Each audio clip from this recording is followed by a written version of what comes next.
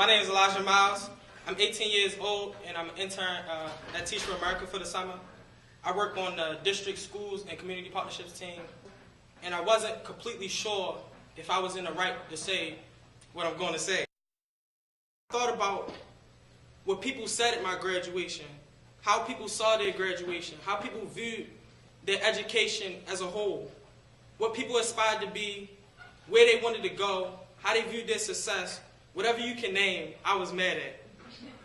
I felt so different in my beliefs, and no one saw it the way I saw it.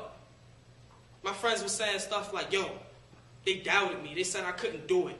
But, yeah, look at me now. Or my other friends were saying, yo, like this diploma right here, this my ticket out of the hood. They told how they wanted to move in big houses with lawns and get married and have 2 kids. Most of all, what most of them said, they said how their kids won't have to grow up the way they grew up. You know what I mean? And most people, you're probably thinking right now, well, what's wrong with that? They want better for themselves. Well, my problem with that is right in that, is that they only want better for themselves.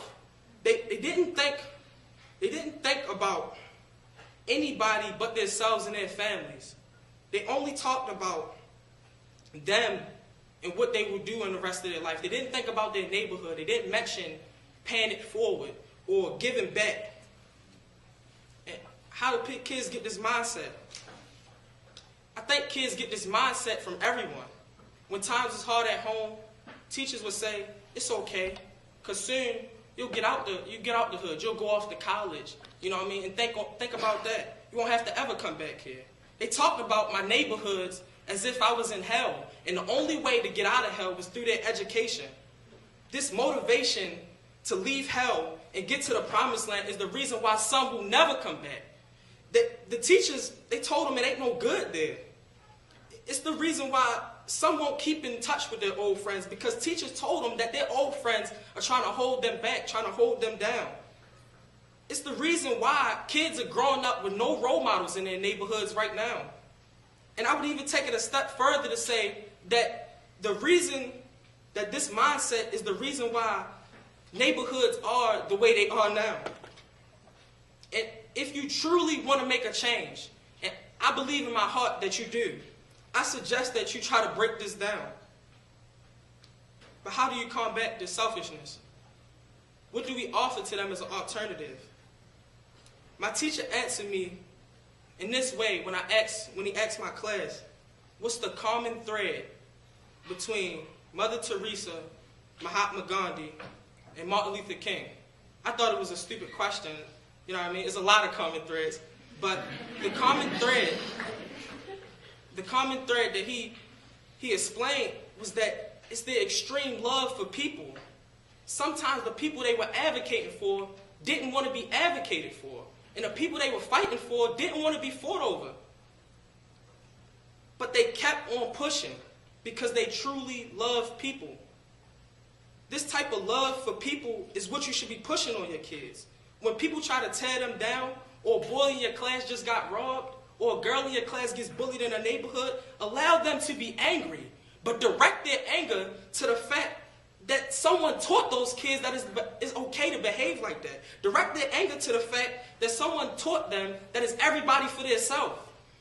Encourage them to look at it as Jesus did when he was getting crucified by the same people he seeked to save. And he said, Father, forgive them, for they know not what they do. Because this is the truth of the matter. The people who put them down were put down. And the people who hurt them were hurt. I feel like if you just change their perception of the situation they're in, you would create a better motivation to succeed. Better than teaching them to hate where they come from and have hope for where they're going. Their motivation would come from a deep faith inside that says it doesn't have to be like this. Why do my friends only see hope on the nearest corner? I'm going to change that. Why do my friends feel like it's okay to kill each other and hurt each other like we're not part of the same community? I'm going to change that. Teachers, instead of making sellouts, excuse my language, you would have made people who changed their communities more than you ever could. I think this would bring love back to neighborhoods because they would realize that it's not one against the other. or them against the world, or them against the hood that's trying to hold them back. It's them together, not separated by hoods like Park Heights and Emerson Village. On one goal, and that goal is to make it better for the people coming long after them. Much like Martin Luther King, this is my dream for Baltimore City. It's an actual dream. I actually dream about it sometimes. But at the center of it, it's not me. It's not parents. It's not the government. It's teachers. I believe with all my heart that you have the power to do it. I believe because this is where it transformed me from the kid who wanted to be a drug dealer in middle school, whose mother was in and out of jail because of her drug addiction, whose best friend was murdered when I was only 14. The kid who had the biggest temper. It was just a pain in the butt. I realized that it's bigger than me. It's not about me. For example, Harriet Tubman. She got out of slavery, got to the North. She was around everything she could ever dream of. But she went back again and again because Harriet realized it's bigger than her. And the same thing I realized, and it's bigger than you and me. Everything that I am is because a couple of teachers like you saw through all that mess and all my flaws and saw the potential deep down inside Elijah that I couldn't even see for myself. And it's this type of teacher that's made me into the man I am today. A man who has an extreme love for people.